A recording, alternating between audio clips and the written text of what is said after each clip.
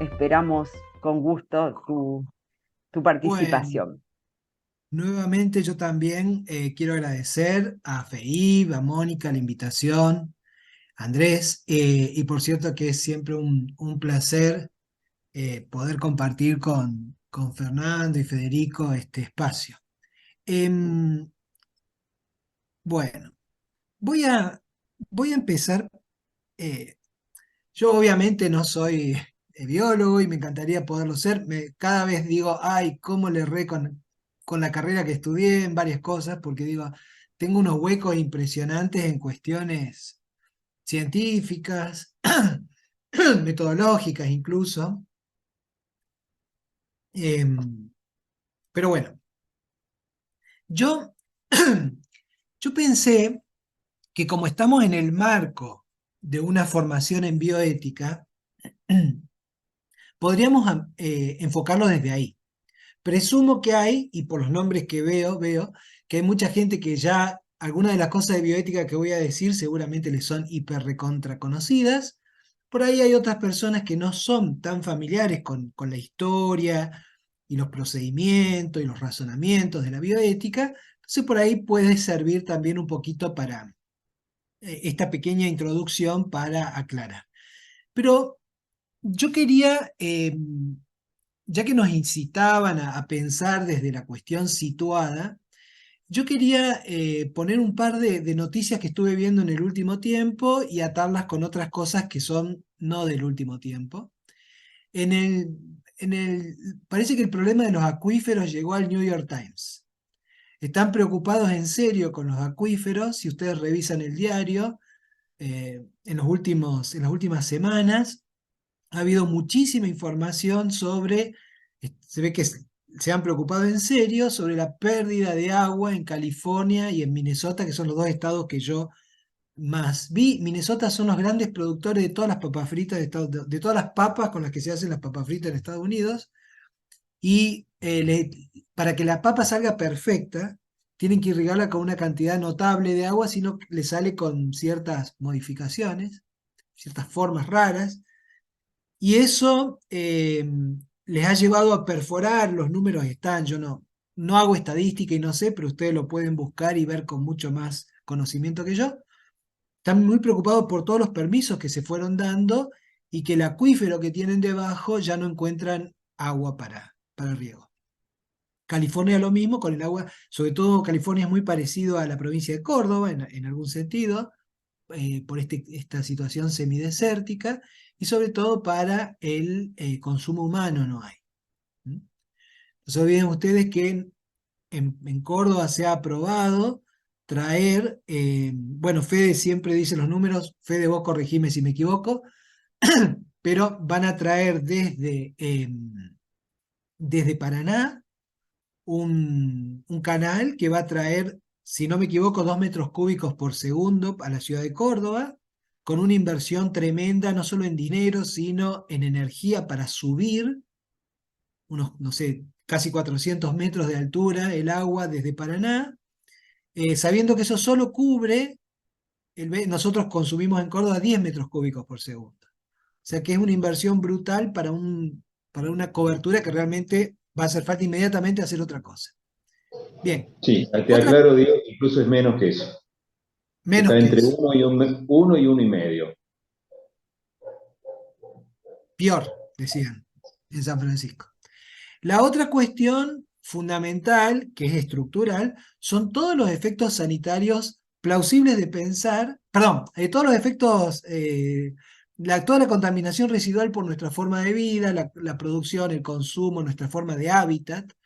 Recién tanto Fernando como Federico mencionaban nuestra forma de habitar la montaña. Y esto es interesante, a mí me toca trabajar en la Facultad de Arquitectura y es delirante construir en la montaña, porque es mucho más caro subir el gas, subir el agua, es mucho mejor ir para el lado de la llanura, económicamente hablando. Sin embargo, claro, es más lindo vivir en la montaña, eh, pero tiene un montón de consecuencias como vimos más que exhaustivamente en las dos presentaciones anteriores. El otro punto, y ya situándonos directamente también a partir de algunas de las cosas mencionadas, eh, se presentaba el problema de la enfermedad, que es un problema, obviamente, central para la bioética. Ustedes saben que en Córdoba, hace exactamente 10 años, se publicó el Registro Provincial de Tumores. Ustedes lo pueden encontrar en internet. Ese registro sintetizaba los datos de más o menos 4 años anteriores. O sea que hace mucho más de 10 años que no tenemos datos de toda la provincia del avance de los tumores, cáncer, melanoma. Todas esas patologías que plausiblemente se vinculan con nuestros modos de producción y de extracción de los recursos de la tierra. Yo no me quería, y me alegra muchísimo que ya Fernando y Fede lo hayan hecho, porque lo hacen muchísimo mejor que yo, infinitamente, pero entonces me quería ir más a lo que yo podría abordar desde otro lado, ¿no? ¿Cuáles serían algunas de las intervenciones necesarias? Yo quería antes hacer algo que mencioné y al final no lo hice, que es una especie de marco en función de la historia de la bioética. Sobre todo pensando que por ahí no todo el mundo está tan familiarizado y nos sirve a todos como repaso. Más allá de los documentos y los instrumentos fundantes de la bioética, uno podría decir que en la década del 70 se generó un paradigma con varias características. En primer lugar, era un paradigma para pensar desde las humanidades, particularmente desde la ética, todo lo pertinente a la salud y su vínculo con las nuevas tecnologías, las transformaciones tecnocientíficas y demás. Ese paradigma estaba marcado por 2 o 3 rasgos que vale la pena recordar. En primer lugar, eran casi siempre situaciones contractuales, o sea, se pensaba la salud como un contrato entre individuos. Segundo, eran situaciones en un marco institucionalizado, sea la institución sanitaria, la clínica, el hospital, sea la institución legal. O sea, tenemos individuos que establecen un contrato sanitario dentro de un marco institucionalizado. En ese marco, lo que diversos escándalos a finales de la década del 60 y principios de los 70, vinculado con la biomedicina y la investigación, que por supuesto ya habían sido cuestiones escandalosas, venían particularmente desde lo que se reveló en los juicios de Nuremberg, pero sobre todo, y por el escándalo producido dentro de Estados Unidos con diversas investigaciones, se establece una serie de principios. Dentro de la jerga bioética eso se llama principialismo, es decir, pensar cada dilema a partir de ciertos principios en juego. Por ejemplo, ¿está o no presente la autonomía de un sujeto cuando decide una institución hacerle algo? ¿Está o no presente la autonomía de los sujetos cuando participan de una investigación científica? ¿Hasta dónde está en juego el principio de justicia en el reparto de las cargas sanitarias? ¿Cómo entra en juego la vieja no maleficencia, típico y antiguo principio médico, primero no hacer el daño, frente a los deseos de beneficencia, o lo que un terapeuta, una institución o un Estado considera que es mejor para alguien? Estos principios estaban en pugna, pero más o menos se habían acomodado los melones con el andar del carro y le habían dado cierta prioridad al principio de autonomía. Sin embargo, ya desde la década cuando llega a América Latina en la década de los 80 estos principios, y sobre todo desde los 90, se empieza a ver que esos principios no funcionan suficientemente. ¿Por qué no funcionan suficientemente? Porque hay una serie de condiciones contextuales, hambre, ignorancia, pobreza, que impiden a los sujetos, dominio por la economía, que impiden a los sujetos, por ejemplo, hacer uso de esa autonomía, al menos en un estadio ideal, digamos.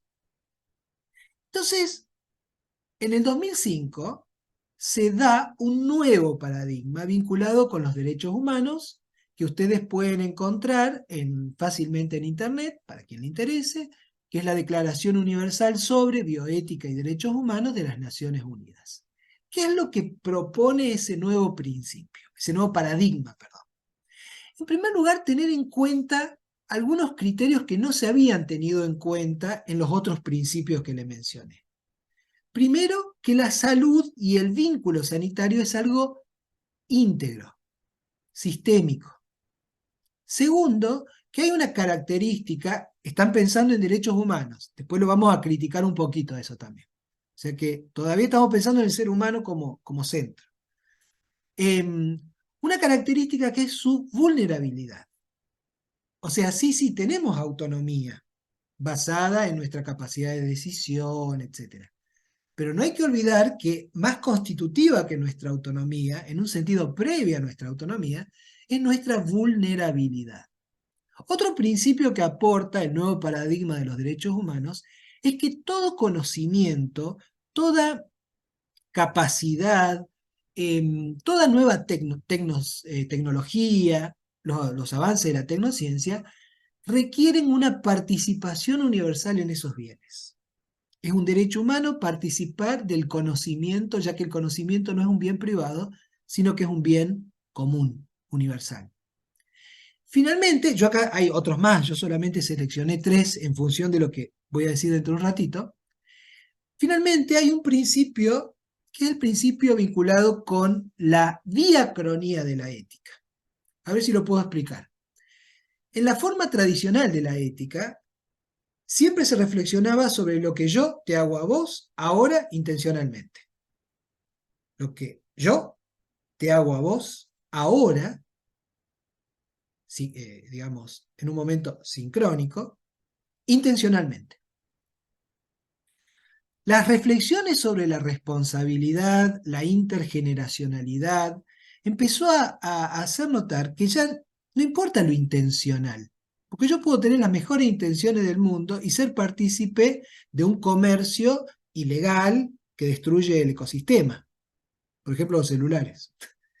No importa lo que yo hago ahora solamente, por supuesto que importa, pero no es solamente eso lo que importa, ya que mis acciones tienen efecto diacrónicos. Cuando yo esté muerto, el plástico que yo usé va a seguir por ahí dando vuelta. Bueno.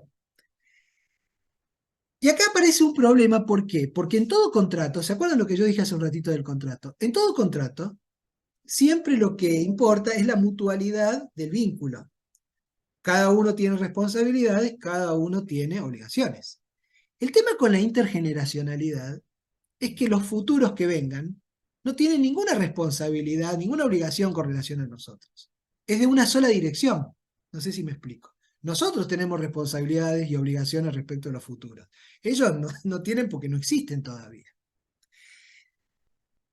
Estas características primeras me permiten a mí dar un segundo pasito, que es de preguntarme si no hay ya en esta declaración algunos límites cuando lo pensamos en función de los ecosistemas. Por ejemplo, la dignidad, la autonomía, el consentimiento están pensados en sujetos humanos, racionales, conscientes, intencionales, con una serie de características que son bastante reductivas. Y hay, por ejemplo, en la propia declaración, una serie de cuidados que son interesantes ya para hacer de puente con lo que voy a decir ahora. Por ejemplo, hay personas que son carentes de su capacidad de consentimiento que nos permiten una analogía con la naturaleza. O sea, la propia declaración, si ustedes la leen, pone algunos criterios de cómo trabajar con personas que no me van a dar ese consentimiento explícito. Bueno, uno podría empezar a pensar aportes alternativos al problema cuando lo pensamos desde el plano sistémico. Por ejemplo, pensar la integridad que yo mencioné recién respecto del ser humano, pero desde la vulnerabilidad vulnerada, desde la integridad dañada del plexo sistémico, ecosistémico, social, porque tampoco hay que olvidarse de esto, ¿no?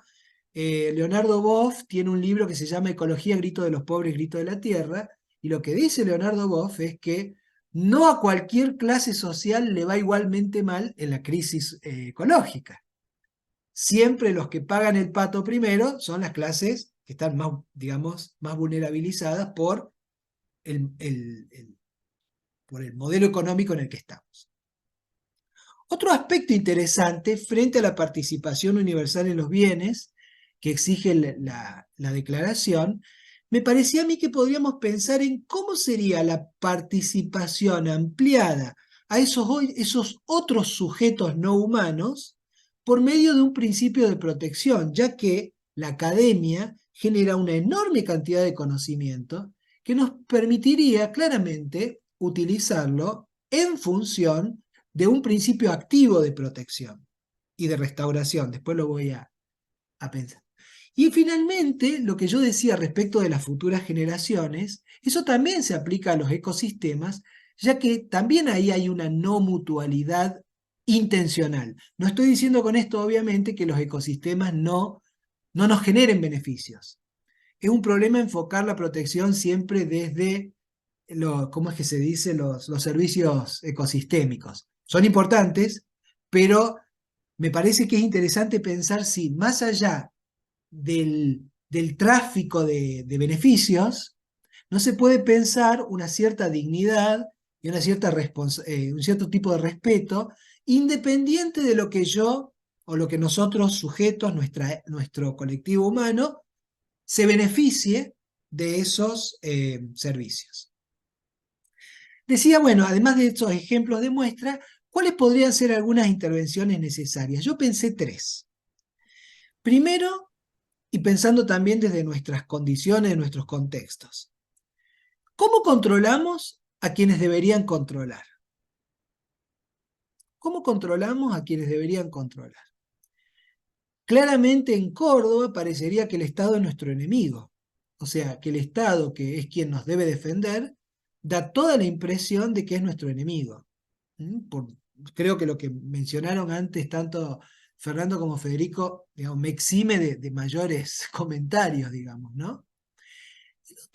El otro punto que me parece interesante es cómo superamos, pero críticamente, el divorcio entre la academia, entre quienes producen conocimiento y quienes toman decisiones. Y yo ahí puse entre paréntesis que ni una ni otro, o sea, ni la academia ni los decisores son neutrales.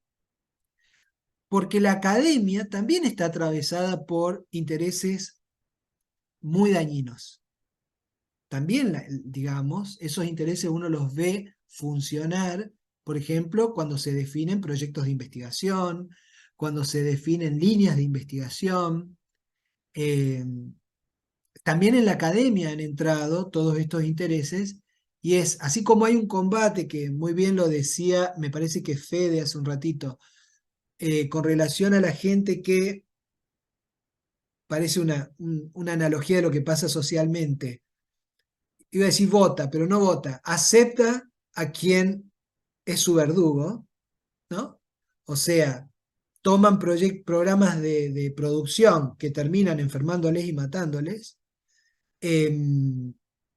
Eso también sucede en el ámbito académico cuando muchas veces estudiantes, docentes y demás, en lugar de plantear políticas, modelos, programas, investigaciones emancipatorias, eh, adoptan cierto sesgo que claramente les beneficia económicamente, claramente les beneficia económicamente. Nota al pie de página, esto también vale para los, entre comillas, las investigaciones que se hacen en salud en la provincia de Córdoba. Cierro la nota a pie de página, porque muchas veces no es el problema Glaxo o Roche o lo que fuera, el problema son nuestros propios, quienes son nuestros investigadores que en realidad testean y lucran por cada protocolo que inician, ¿no? Bueno, otro Diego, tema. disculpa, para ir cerrando, para Termino, hacer, termino. gracias.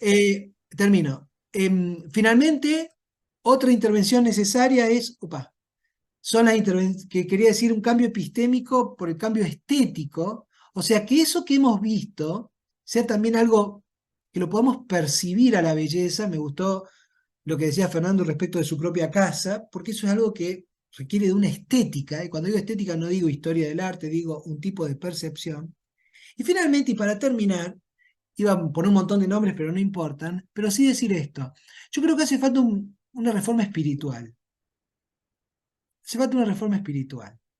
Porque si no tenemos algún tipo de, permítanme la palabra, de mística, de aprecio, no por la química que se da en el agua, no por el funcionamiento de causa y efecto, también por eso, pero reflejar eso como un sistema vivo del cual somos parte, creo que todo lo que hagamos va a estar muy complicado. En todo caso, después charlamos. Muchas gracias por la paciencia.